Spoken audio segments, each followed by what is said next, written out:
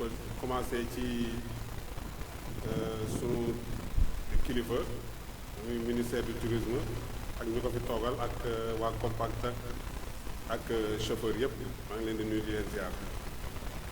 waaw Mamadou sama première question moo doon nag yéen seen groupe seen groupement bi mais bu ñu koy fal par carte lay doon wala par consensus. waaw sunu regroupement bi ñu koy fal dañoo daje en consensus waxtaan ci sunu biir xool ñi nuy jiital ak ñi nuy fal ci leen ñu tëggee sunu bureau bi. waaw mais lenn laa bëggoon xam quoi naka la Covid bi impacté ci seen liggéey.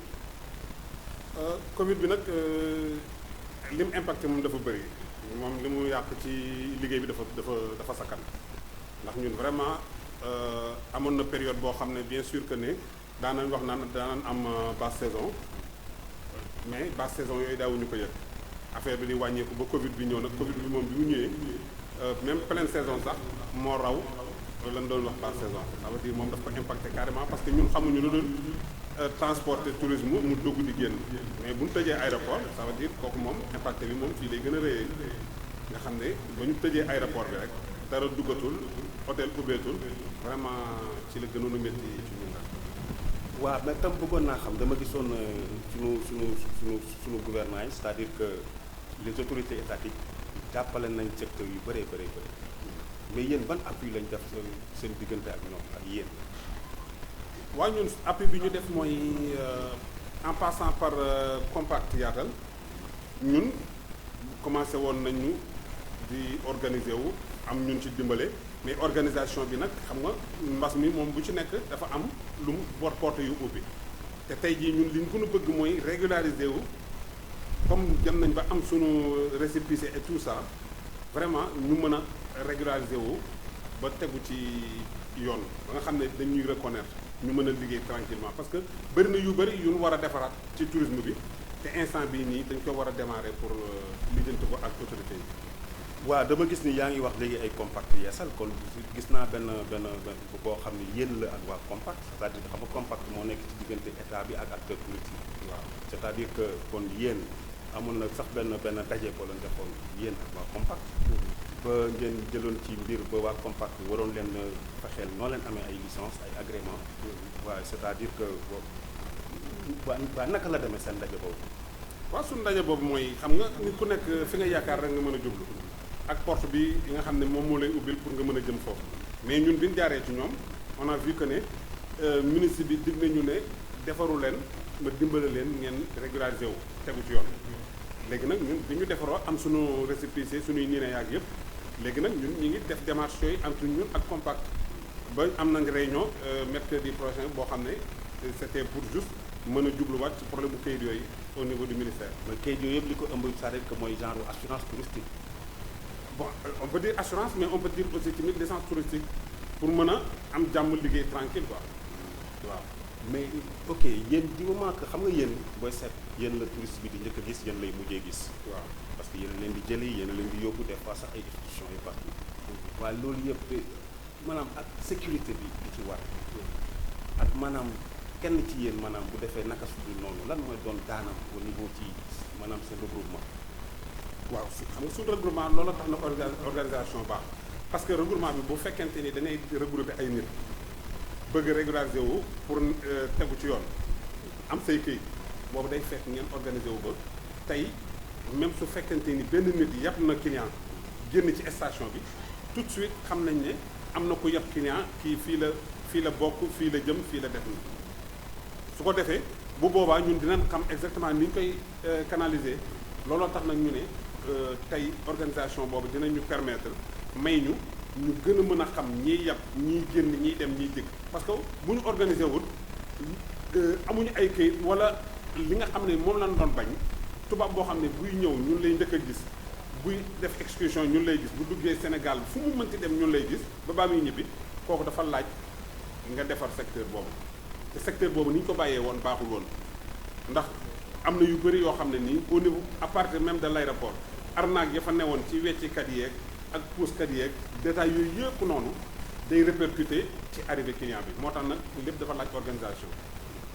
waa léegi itam bu may xool ci xam nga tam dafa am ay maanaam taxi privé c'est-à-dire ay regroupement yoo xam ni ñoom seen maanaam privé la quoi ñu ngi leen di wax sax c'est-à-dire que ay VTC mooy taxi mooy voiture taxi avec chauffeur je pense waaw mais léegi ñoom lan moo tax ñoom maanaam booloowuñu seen prix yi daal di doon benn c'est-à-dire que damay gis comme Prestige VTC ñoom AIBD ba Dakar 25000 la par exemple quoi waa AIBD ba Saly 25000 mais boo demee ci beneen structure muy Subito taxi ñoom AIBD ba Dakar benn personne bi 18000 la bu dekkee ñaar mu doon waa 20000 bu dekkee ñett mu doon 25000 bu nekkee 4 mu doon 30000 boo demee ci Easy Cap je pense que Dakar AIBD 30000 la wa Dakar Saly mu doon 30000 la moo tax maanaam prix du benn. non prix yi du benn mais parce que dañoo bokkul secteur parce que xam nga ñun secteur bi ñu nekk ci Petite Côte bi ak aéroport bokkul parce que ñun aéroport ñoom prix yooyu ngay wax noonu prix concurrentiel ñoom mais aéroport rek la yem parce que tey boo ñëwee Saly boo xoolee ñun suñuy prix benn la ñun bokkuñoo ko aéroport ay prix te ñi ngay wax noonu ñooñu aéroport bi concurrence aéroport bi moo nekk côté boobu quoi ak diggante ñoom ak Mbaye Sarr. ok bon leen tam amoon na fi quoi ci jamono yi ci ginnaaw loolu sax je pense que président moo ko defoon quoi moo garanti woon benn prêt au niveau du FONGIP lu mat 12 milliards investir pour les chauffeurs ok te lancement bi sax defoon nañ ko ba ñu joxe lu mat 100 taxis je pense que sax Abdou Mbow ministre conseil du président moo ko lancé woon yéen naka ngeen def ak waa maanaam offre yooyu. waaw mais offre yooyu moom jotewuñ ci parce que xam nga moo tax gis nga Sénégal li tardeel tourisme bi toujours day nekk ci côté boobu gis nga tourisme bi jox ko ñi ko xam booy investir gisee leen ñi ko xam pour nga wax ak ñoom mais tey boo ne damay financer ay taxi bu fekkee dafa jëm ci problème mu transport dafa am transport terrestre am transport touristique am na taxi yoo xam ne boo ko bëggee financer du jëm ci tourisme ndax tey am na taxi hybride yooyu nekk aéroport di dem noonu Dakar yooyu boo ñu ko bëggoon a jox te bëgguñoo financer da nga ñuy laaj ba pare parce que ñun yooyu duñ ko dawal ñun dafa am ay type de véhicule yoo xam ne moom la ñuy dawal moo tax nag am na financement yoo xam ne kilifa yi bu fekkente ni laajuñ ñi ñu war a laaj wala contacter wuñ ñu war a contacter xam nga fii toujours tamit da ngay gis ni ñuy financer ak ni ñuy joxe du tegu ci yoon bu boobaa nag ñi ko war a jot duñ ko jot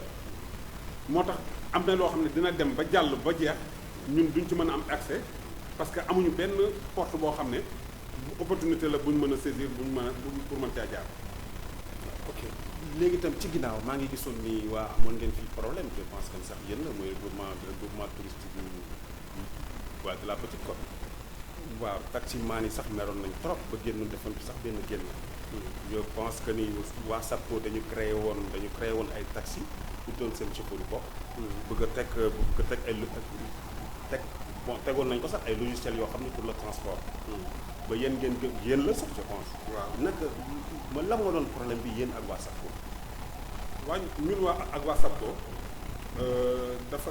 SAPCO dafa mal communiqué ca début ba ndax dafa ñëw créer tëgg benn affaire am pour ay taxes ak détails yooyu yëpp defar ko ba mu yemb ba indi ay taxes ba defar logiciel am ñëw ne ñu dañoo war a am fii ay taxes yu ñu war a dawal c'est-à-dire ñu ne leen non mais c'est que bu ngeen nekkee ak ay nit ci dëkk wala ngeen di def yooyu ba egsi fii dafa am nu ngeen di waxtaan ak ñoom léegi nag ñoom ñu ne non ñun si début bi sax malentendu bi mooy ñoom dafa mel ni ñoom tàgguwuñu dañu doon yëgal rek ñu nit ñu ne leen du mën a jàllee noonu ci leen yuuxoo ne nag affaire bi il faut mu tegu ci yoon pour ñu mën a ànd ak yéen ci moo waraloon nag repli boobu ñu nekkaat ci ak ñoom mais léegi je pense que déggoo am na déggoo bi mooy c'est que dafa am ay chartes yu ñu tegoon comme quoi que mun leen a jël 28 chauffeurs à Dakar indi leen dugal leen ci station pour jox leen 14 véhicules recruter wu leen ci ñun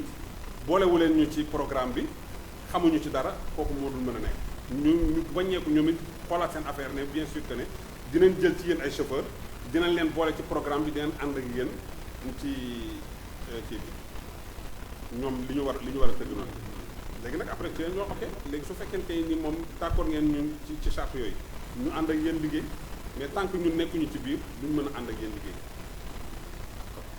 waaw mais tam bëggoon naa xam yéen ci ban mairie ngeen mooy seen assise quoi mairie bu Saly wala mairie bu Mbour.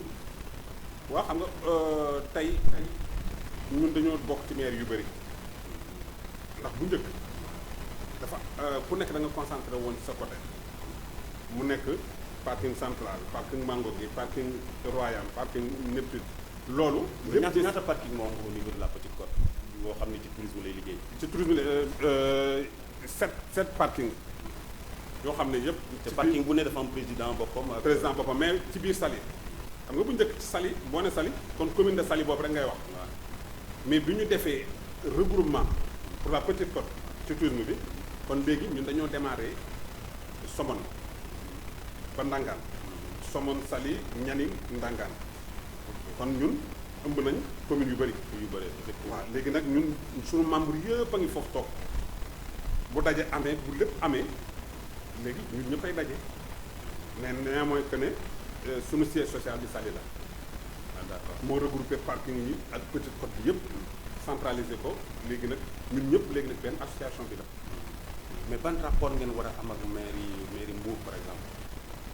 waaw mairie Mbour bon de toute façon ñun xam nga heure bu ñu waree def ay excursion xam nga excursion yi ñuy def sortie yi dafa am sortie arrivée pêcheur am visite Mbour kon ñun même bu ñu jógee commune de Saly commune de Nianing commune Somone il faut ñu dugg Mbour te Mbour visite boobu ñuy def dafay concerner mairie bi. waaw c'est vrai mais léegi mais chauffeurs yi ñoom guide lañu en même temps wala dañuy ànd ak guide wala li bon c'est-à-dire que dama loolu boo gisee ma koy wax ndax chauffeurs yi dañu leen formé pour ñu mën a maanaam ñuy defaale guide parce que léegi da ngay gis chauffeurs yi ñu ñuy defal guide seen bopp ñooy ànd ak tubaab bi ñoo koy wan li normalement dafa war a am guide boo xam ni normalement luy ñu war a liggéey ak ñoom.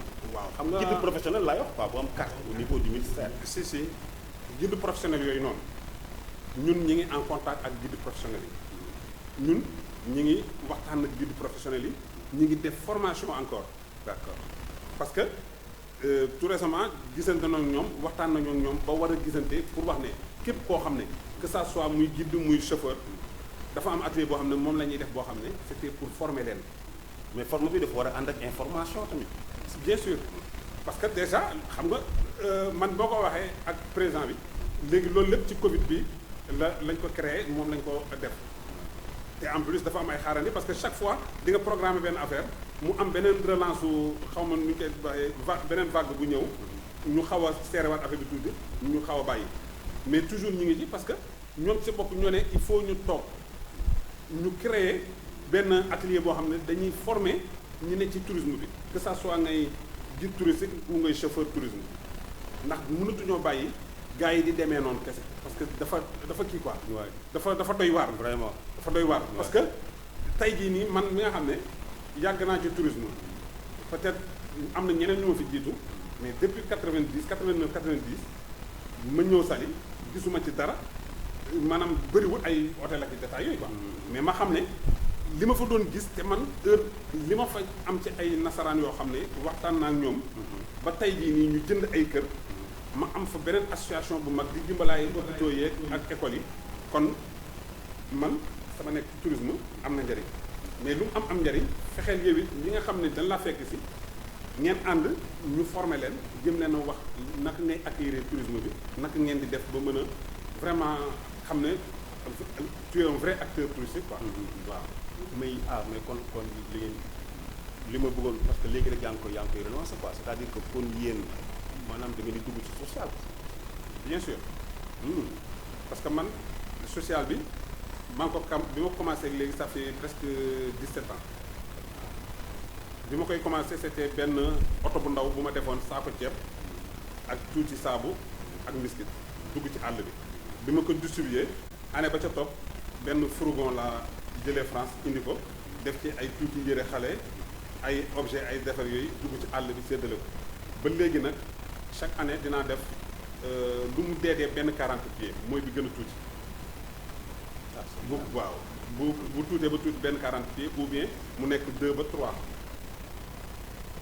mais waa léegi waa dama doon gis ni waa ministère tegoon nañ fi police du tourisme.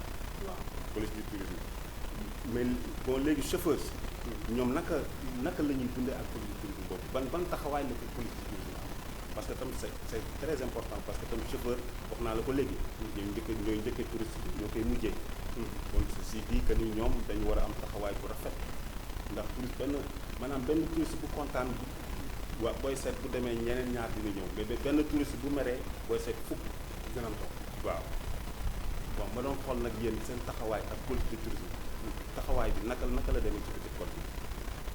waaw suñu taxawaay ci police tourisme mooy ñun bi ñu xamee ne gars yi teg nañ police de tourisme ñun suñu warugar mooy ñu contacter commissaire bi commandant brigade police bi ñëpp fes ni liggéeyandoo ak ñoom liggéey bi mooy charte yi la état bi teg pour ñëpp tege ci ñun ñu fexee régulariser wu tege ci dimbale waale police tourisme boobu pour mu def liggéeyam mooy ça veut dire ñun li ñuy bëgg ci tourisme dëgg-dëgg bu amee suñu intérêt la ñun suñu intérêt la ñun parce que li ma lay wax fii nii ñun suñu regroupement bi ñu fiy nekk ñëpp nii bëri na ci ñoo xam ne bi ñuy commencé am oto tubaab yooyu ñoo kontaan ñëw jënd oto may la am na ñun fi jëndal kër am na ñun fi investiral am na ñun fi ànd ak liggéey am na ñoo xam ne chaque année ñu vacances ñu dem vacances loolu lépp ci téye bi nga téye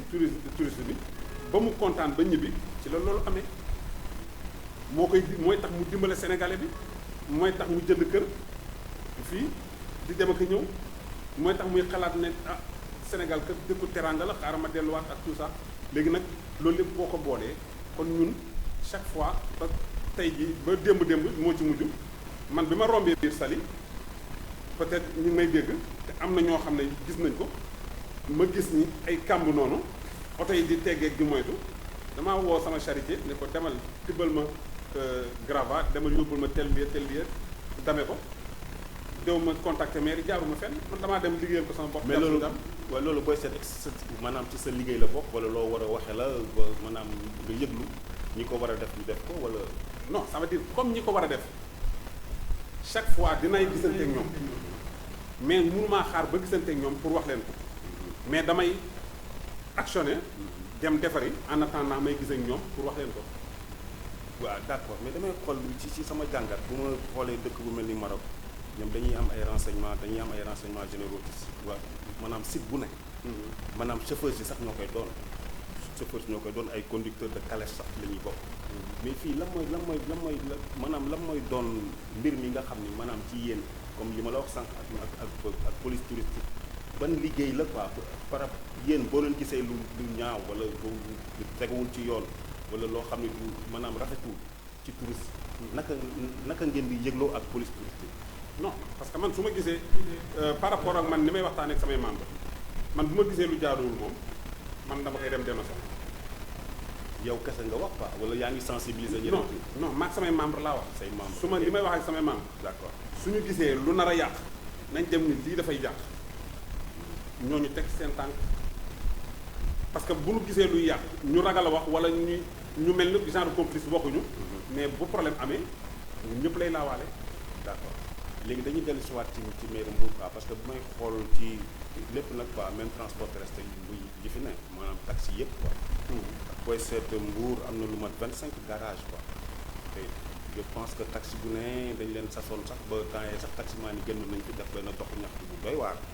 ndax c'est-à-dire que dañ leen sasoon maanaam ñu joxe 200 francs par jour 200 francs par jour ceci dit que ni 6 000 francs le mois. waaw te ñoom du ñu gis seen bopp ci maanaam revendication yi nii c'est-à-dire que xaalis yu bëri la ñuy dugal par mois ak par année léegi te gisuñu seen bopp ci seen revendication yi ñuy laaj xaw ma ndax yow yaa ngi woon au courant ou pas.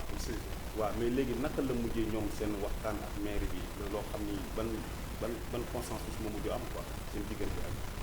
waaw c'est que xam nga aujourd'hui nag ça veut dire gars yi du ci réunion yëpp wala lépp lañ ñuy woowee.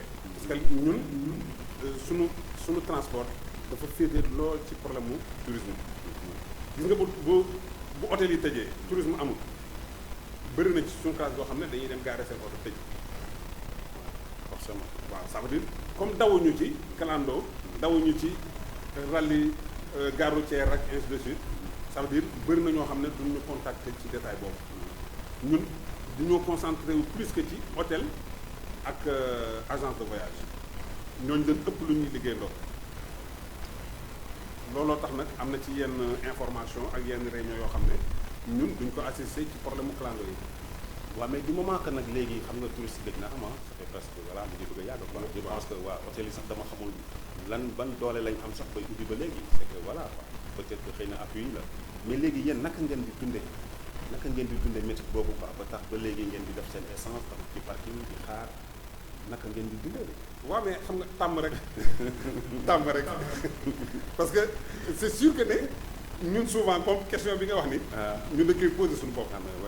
vraiment dañ koy poser suñu bopp. parce que instant bi comme man am naa samay naataangoo ak man ak yëpp yoo xam ne aujourd'hui ñi ngi gaare oto boo xam ne bi ñu koy jënd àgg na 28 millions. waaw parce que un minibus 14 places 28 millions lay jar. waaw dañ ko jënd rek affaire bi attaqué ñu gaare tëj di xaar ça veut dire loolu noonu am na ñoo xam ne dañuy daw di fay traite am na ñoo xam ne bu taxawee même bu ñu ko doon fay dinañ taxaw parce que nit ki ko séq mën na wax ne noonu nañ xaar. waaw mais moo tax ma laaj la naka ngeen di dundee quoi. waaw mais moo tax ma ne difficilement.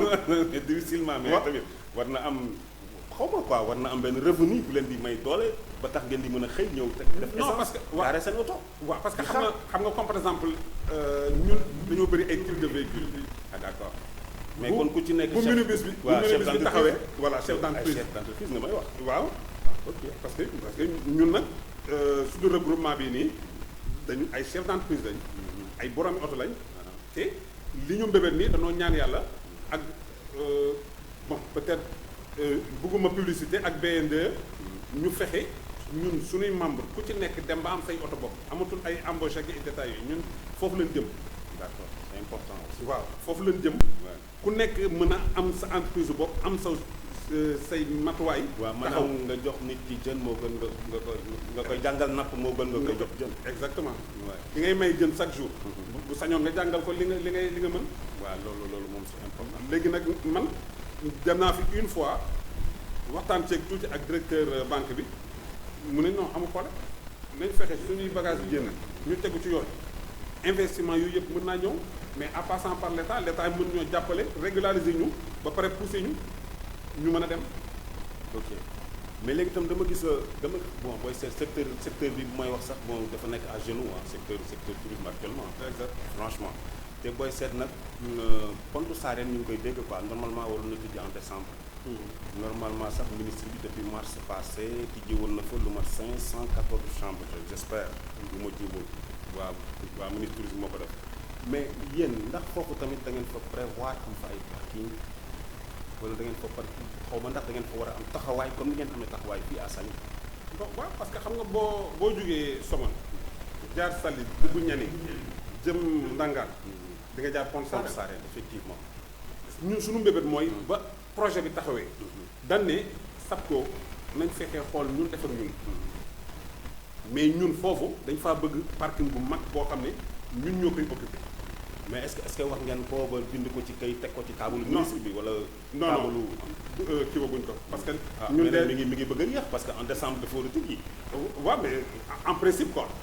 mais wóorul. waaw mais attends mais ñun moom waaw mais ñun moom suñuy lettre moom à partir de maintenant la ñuy commencé di bind. mooy kon bindagu leen ko ba léegi. non parce que ñun dañoo commencé ci communes yi. ñun ñu ngi commencé bind communes yi nii. commencé di dajeeg maire yi di dajeeg directeur SAPCO yi léegi nag soo ko mën a génn mën a dajeeg ministère moom daje nañoo moom ba pare mais ça veut dire xam nga dajeeg autorité booy dajeeg autorité d'accord face à face mais na lettre bi dem nga xam ne da nga am décharge ñun ci yooyu lañ nekk.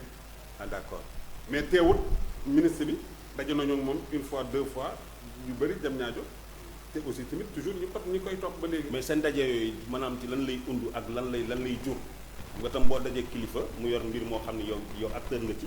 waaw mais vraiment war na am loo xam ni war ngeen ko teg ni lii la maanaam quoi. waaw c'est que xam nga c'est que ñun li ñu war a lijjanti dafa bëri parce que tourisme bi ñun nekkuñu ci bu ndee lijjanti du ñu lijjanti transport bi nekk kese parce que supposons tey bu ñu doon lijjanti ak commune bi nii di ko wax ak moom xam nga lu ñu koy wax fexe leen mbalit mi ñuy gis bu ñuy dugg ci dëkk bi mu dañ fi parce que ñun dañ ñuy laaj c'est quoi ça mais loolu rafetul kon ñun am nañ pour wax ak maire bi côté boobu tey jii nii bu ñu ñëwee aéroport xam nga aéroport bi dafa toj ñi ngi wax organiser nañ aéroport bi def nañ ñi def nañ ñi mais aéroport bi normalement je pense que ni acteur nga foofu ci aéroport bi bokk nga seen membre. waaw membre laa ci les acteurs du tourisme yi nekk aéroport mais aujourd'hui nii foofu noonu aussi am na lu fay métti wala moo fay métti. non li fay métti mooy boo amee sa client yow en tant que acteur tourisme nga que ça soit yaa ngi ci agence ak yooyu am na loo xam ne bëri na changement mais est-ce que yow tey soo yoroon sa famille ñu voyage yi ñëw Sénégal nga war leen a jëli aéroport am nga ci droit.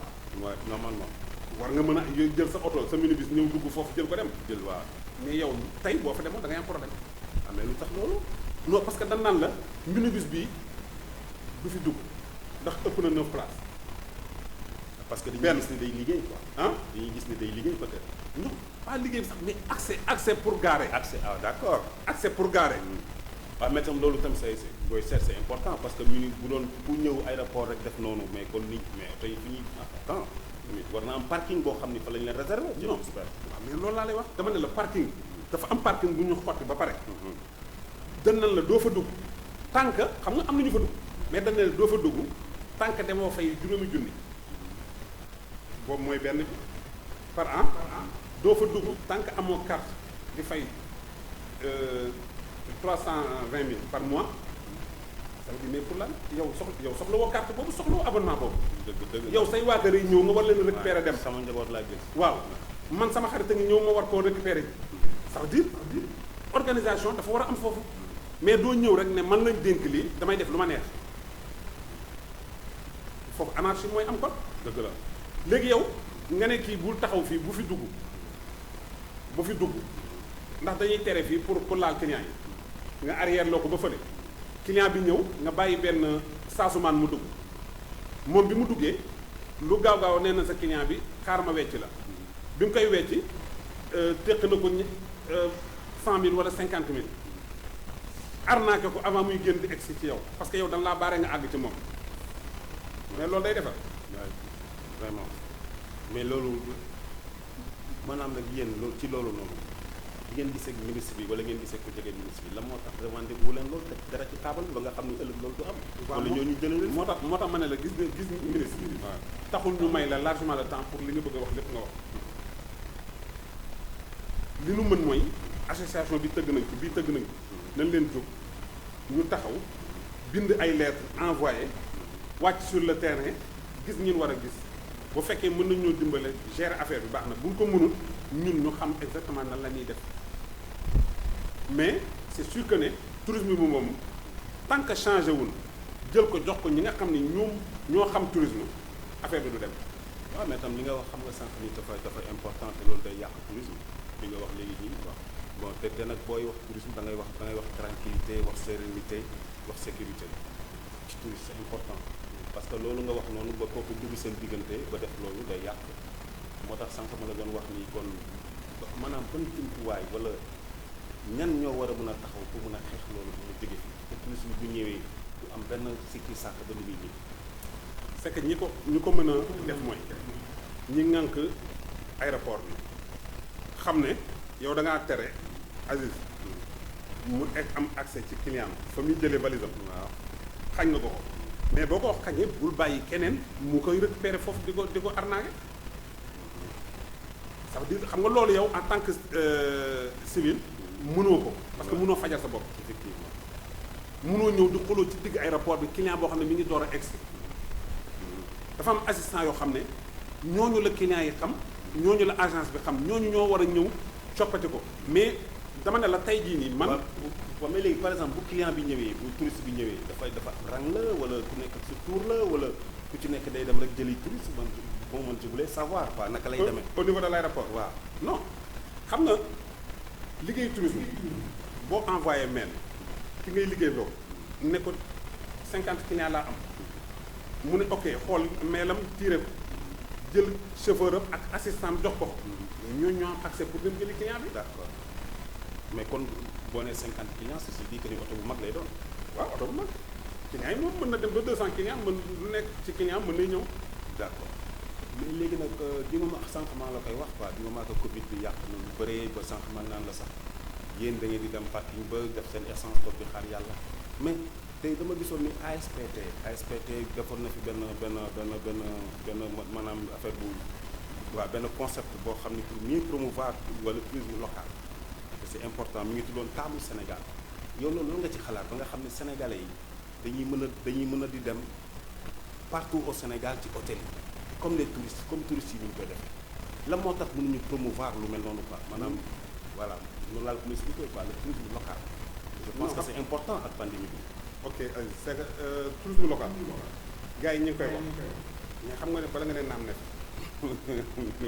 non munoo wax lan nga bëgg a wax boobu ba naan waaw li ma bëgg a wax mooy munoo ne ok léegi maa ngi yow nañ créé ànd ak suñu njaboot dem Saloum dem Toubacouta dem fii mais te dem bi yombut tëdd ba yombut bala nga koy créé di ko lancé nit ñëpp yëg ne lii ñu ngi ci fexeel nga def tour gisanteeg hôtel yi yëpp ban wàcce seen prix giseeg transporteurs yi ban wàcce seen prix yow ci sa bopp en tant que état yow it nga wàcce say taxe ou bien waaw parce que il faut nga sélectionner loolu lépp mu daje pour ngeen mën a am li ngeen bëgg mais munoo wax ne Aziz pourquoi doo dem Ndangaan mu ne la ok mu war a jóge Dakar dem Ndangaan transport bi cher léegi bu amee ñaata xale lay am pour mën leen a loger Ndangaan bu demee fekk prix bi wàccu nooy demee am na suñu client yoo xam ne ay Dakar waa même benn client ñaari client bu ma soo leen defee les devis duñ mën a def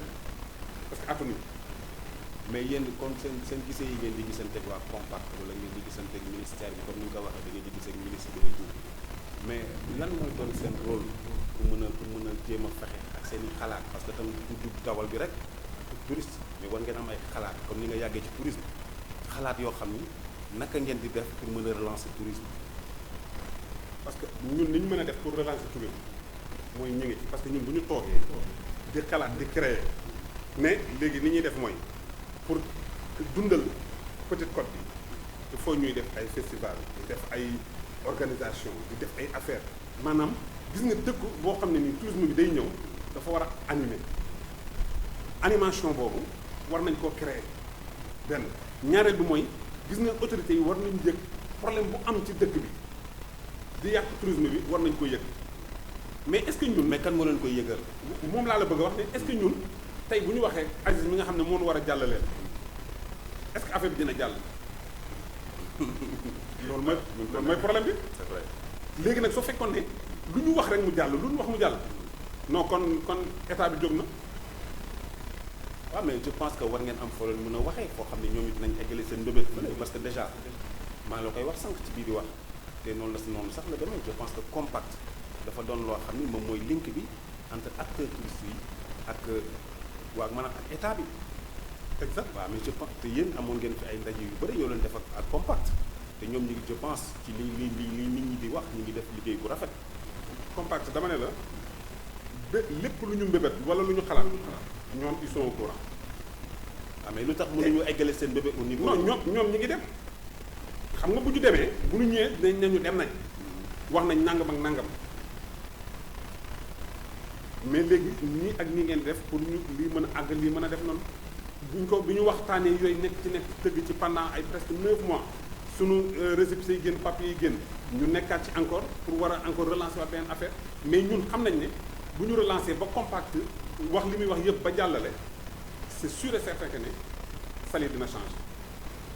waaw mais tam changement bi dafa ànd ak waxtaan ak jubóo ak maanaam comme ni nga ko waxee yéen booy seet ay acteurs ngeen acteurs yoo xam ne ay chefs d'entreprise. comme ni nga ko waxee ay millions ngeen investir ci ay oto et tout te maanaam du benn du ñaar comme ni ma ko waxee ñaata waa parking moom au niveau de Saly wax nga ma ko sànq. te ñoom ñëpp ay chefs d'entreprise kon da ngeen am seen mot à dire.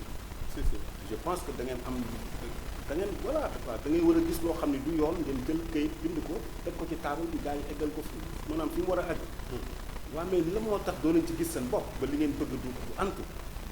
waaw parce que xam nga gis seen bopp bi mooy souvent xam nga léeg-léeg gars yi dañuy wax ne nañu wàcc ci sur le terrain yu waaw mais war naa am beneen pexe boobu. voilà mais ñu nit dafa am benn waxtaan bu ñu fi waxtaanoon ñu ne gis nañ fi ba tàyyi gars yi wàcc sur le terrain toj oto lakk pneu.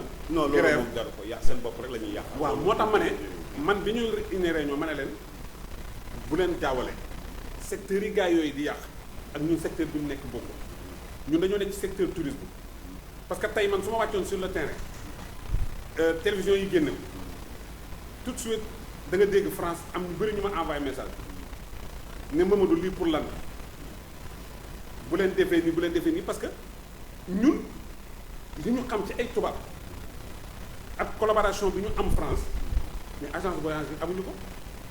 ah oui amuñu ko. effectivement parce que mooy li ma la wax sànq ci njëlbeen wax naa la ko. yéen a ngi jógee tubaab yi yéen a leen di mujjee. non ñun la ñu xam. effectivement ñun la ñu xam parce que ñun dañ daa wàcc sur le terrain jaar ci tali xam nga souvent man su ma nekkee ci rajo wala télé am na yoo xam ne du ma ko mën a wax. ah mais lu tax mais non parce que xam nga moo da tax nga war a wax nag à cœur ouvert. c'est-à-dire que da nga wax d'accord ñi nga xam ne seen baat. non ñu egg si fii nga waxal leen. non d'accord mais tamit non c'est que wax bi mooy ñun du sonn yi ñuy sonn ci kaw tali bi ci comme par exemple arrêté ajouté ko amoo licence touristique. waaw mais tam da nga war a wax mu wa- leer. comme waaw ça ñi ci war a ñi ko war a dégg. moom laa lay moom laa lay expliquer. c'est important. xam nga licence touristique nga jàpp chauffeur ne ko amoo ko mu yeb client heure bi jot na mu war a dem Saalum war naa jël gaal kii war na koo visiter parce que client bi heure lay añ heure lay génn heure lay dugg ñoom loolu la ñu xam mu leer ne kii ngay jàpp xam na tourisme du yàq client te ku jaral dimbale mu dem la ngeen sonal mu ne ok buggul tardé mu am nu mu def dem mu am nu mu def mooy lan. bon non mais non il faut appeler les choses par leur nom. non xam nga Kandji. waaw vraiment je suis désolé non mais mu am nu mu def mooy mu arrangé quoi dem mais arrangement bi naka lay demee ci wax lay doon wala da ngeen di jël dara teg fa je ne sais pas. waaw non naka lay demee quoi arrangement bi nga wax nii. arrangement bi naka la ci. non arrangement bi mooy jël dara teg fa rek jël dara teg fa mais waaw. comment lan mooy ci Kandji man bëgg naa daal vraiment. Non. ngay bu weexee nga ni dafa weex bu ñuulee nga ni dafa ñuul. waaw non franchement ok Aziz xam nga nuy def dama lay expliquer comme quoi que daal tali bi pour nga yeb tubaab moom da ngay sonn mais lu tax ngay sonn te non ngeen nekk ci yoon. non da ngay am problème non nekk ci yoon bi mooy ñun duñu agence de voyage bu am kayitu agence de voyage ah mais tam mais kayit tam xaaral ma expliquer agence de voyage ça veut dire dafa am loo xam ne dëkk daf ko war a dépasser retard la ci Sénégal nga depuis Senghor ba léegi ngeen teg ku amul licence agence de voyage doo yeb tubaab léegi ñu ne la ok nga ñuy jàpp te yow mi ñuy jàpp xam nga ne agence boobu mënut a tàggoog ñun ndax bi gars yi réunir Saly ñu ne ndax yéen chauffeurs yi ak agence mën ngeen a bàyyante wala agence yi ñoo ne mënuñu leen a bàyyi waaw léegi ki nga mënut a bàyyi kon régulariser leen ngeen ànd yow kon li ngeen di jàppe mooy genre benn licence touristique. licence touristique la ñuy wax mais licence touristique mooy agence de voyage boo bëggee ubbi agence de voyage licence boobu moom la ñuy wax licence touristique te problème bi mooy gis nga ki am licence touristique boobu mooy dem wëri ñu ndax qualité oto bi ñu am. waaw mais tamit xaaral ministère bi mooy dem wëri ñu soxla ñu pour ay enquête am ak programme yu mu am ci àll bi mais agence de voyage bi dañoo soxla hôtel bi soxla ñu ministère yi soxla ñu. waaw ñu léegi ñu bàyyi ñu ñuy lang noonu ñuy am problème ñun. waaw mais man nag ci li ma expliqué nii ci ni ma ko déggee mais en tant que chef d'entreprise boo xam ne ay millions lay def ci ay bagages am ay oto ak yooyu. waaw waaw mais li comment se fait-il que tam mënu leen am benn genre licence touristique boo xam ni li ñu leen di jàppe ngeen di def ngeen di joxe pot de vin comme ni nga ko waxee sànq nii mais lan moo waral loolu lan moo tax mu leen maanaam ngeen légal. waa léegi ok parce que mënoo def say millions. waaw ah même ci mbir te doo légal. waaw non mais légal bi mooy Aziz nañ doon liggéeyee bu njëkk dafa illégal dañuy dem rek di bëkkante di débrouiller waaw àdduna di changer ñu ne nañ changer léegi am nañ suñu récépissé dañoo war a dem gis ministre bi au lieu xam nga 600 personnes kenn mënut a am chaque ku nekk licence mënu nekk léegi nañ def agrément boo xam ne dañ ne agrément bi regroupement bi moo ko moom képp ku ñu gis nga yor agrément bi xam nañ ne yow am nga droit yab tubaab. mais lan moo tax comme guide yi ni ñuy amee seen carte professionnelle par exemple yéen. waaw ku ci nekk warul mën a am benn carte boo xam ni wala benn këyit boo xam ni mooy wane ni am na licence touristique. dama ne la ci loolu. maanaam da koy amee au niveau du ministère. waaw mais ñun ci loolu lañ bëgg. loolu la ñuy dox nii moo tax ñu wut récépissé bi parce que xam nga la moo tax parce que bu ñu ko bàyyee noonu saa ñu organiser ko am ko toujours y a problème parce que guide yooyu ngay wax ñun ñu collaborer te ñun dañoo soxla te ñun boo jëloon 600 personnes yëpp tëj leen ci kaso 2 mois génnewaat leen du tee ñu delluwaat fañ nekkoon. ah mais tam dañuy illégal. waaw non mais dëkk bi nag li koy doxal du loo xam ne dafa illégal. non foog mu doon non attends nag kanji. waaw mais dama ne aujourd'hui légal nañ. ah d'accord am nañ suñu récépissé. ok récépissé boobu moom la ministère bi war a jël. saytu ko ne yéen ñii nañ leen tegal agrément. ah mais kon nag ba léegi amagu leen këyit.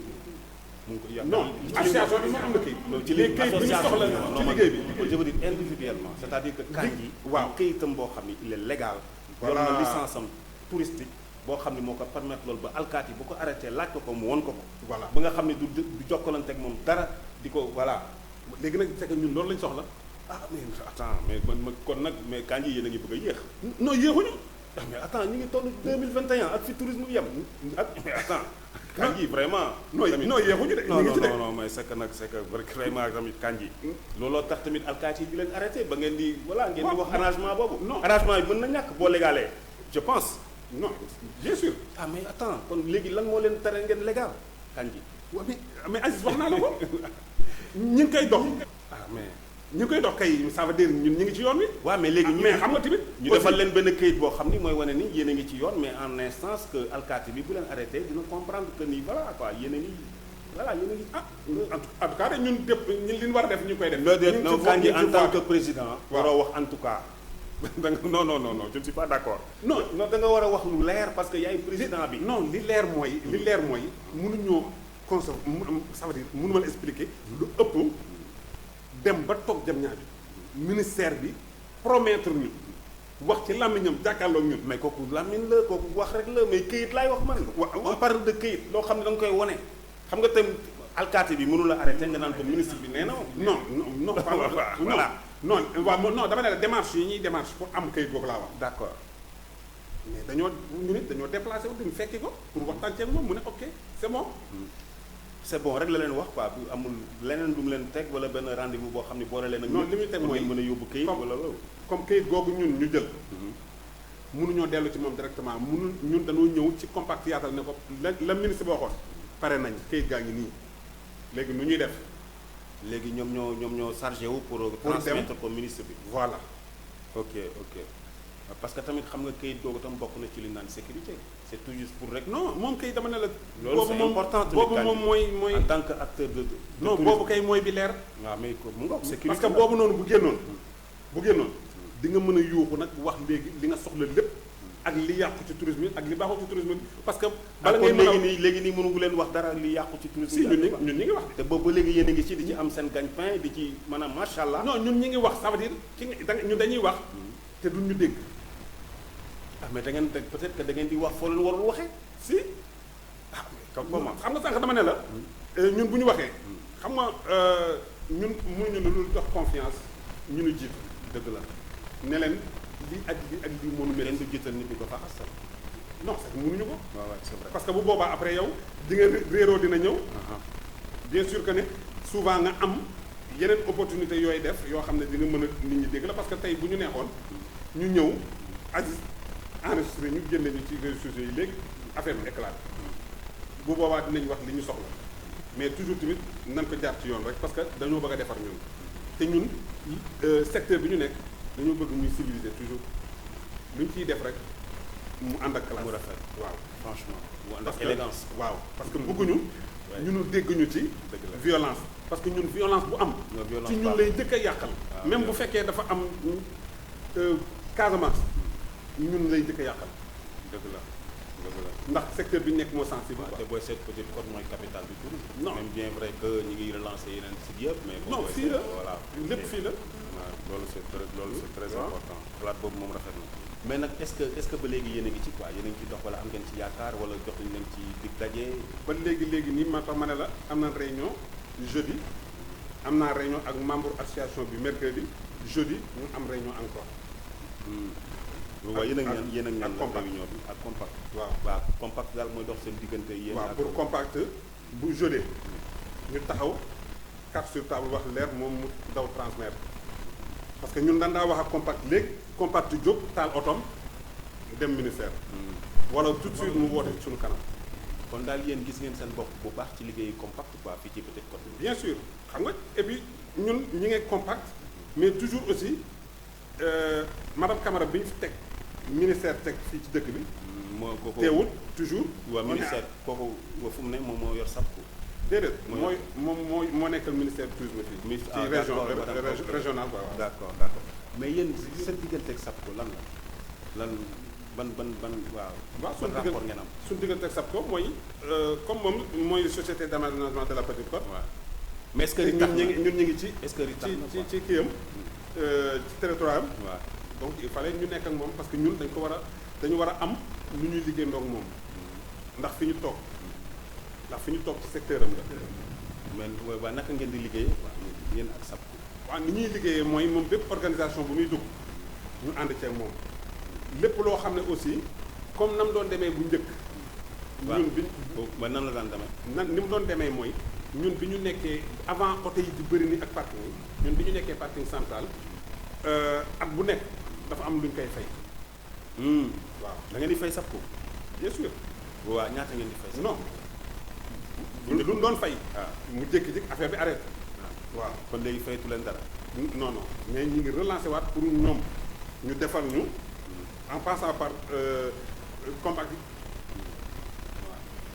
ok mais gis naa tam je pense que est-ce que du directrice bu bees bi quoi mi ngi waa aménagé na croisement Saly ba jëlee fa Slando yi même bienvenue ba sax ñu ngi wax déguerpissement pour Jakarta yi fa daan taxaw parce que dama rafetlu woon ci tourisme loolu yëpp yéen ñi en tant que ñi nga xam ne yéen a fi nekkal tourisme ci oto noonu lañu ko gisee woon ak ba fu mu toll. waaw non c'est que ñoom xam nga souvent ñun bu ñu waxee problème mu Jakarta ak problème mu croisement Saly dañuy yaakaar ñun dañuy sauvegarder suñu intérêt. te ñun dañuy waxee ci sécurité station bi. station ouais. parce que ku ne xam na ne moto tey jii li xew Dakar mën na xew fii jël moto këf saabu jaamur wala agressé ndax moto bi day gaaw. dëgg la.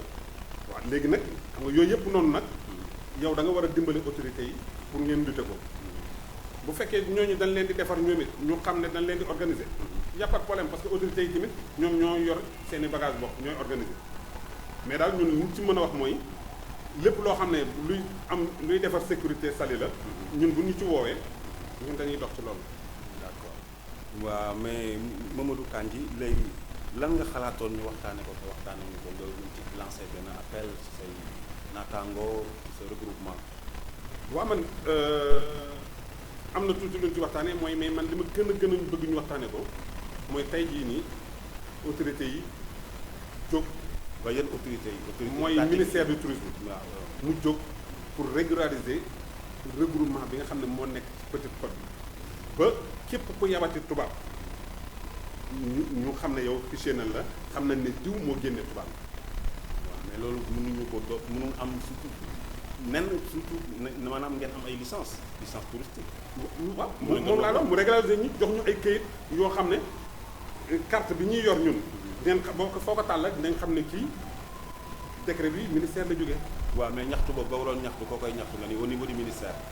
non ça veut dire ñun dañoo am kuy njiit. muy compact. wax nañ ko compact wax na ko ministère moom moo koy continuer dox. waaw je pense que seen attaché seen porte parole bi fi ko toog nii samedi passé fii la toogoon. waaw mi Mamadou Ndiaye. waaw waxtaan nañ ci loolu bu baax mais ku mel ni yow nii. booy lancé appel maanaam ci di wax sa ñaxtu bu mujj. ma may la ko ak par exemple en 2 minutes 3 minutes lan lay doon.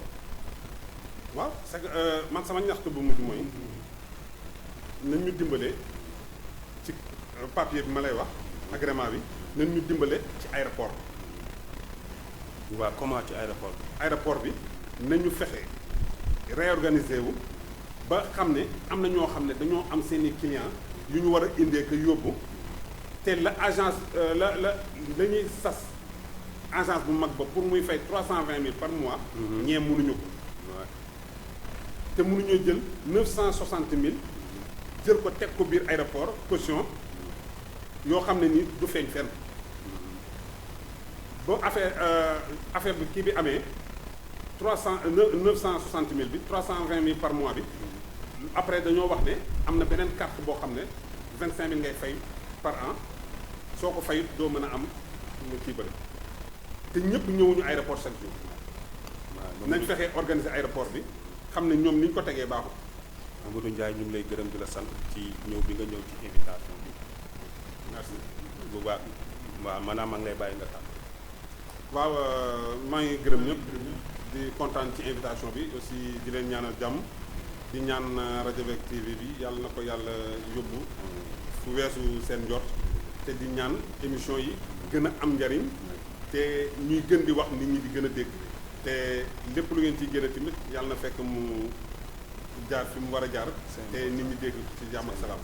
waaw merci kon jërëjëf mbokku déglukat yi ñu leen di jox dig daje samedi prochain incha allah ak ci beneen invité merci beaucoup.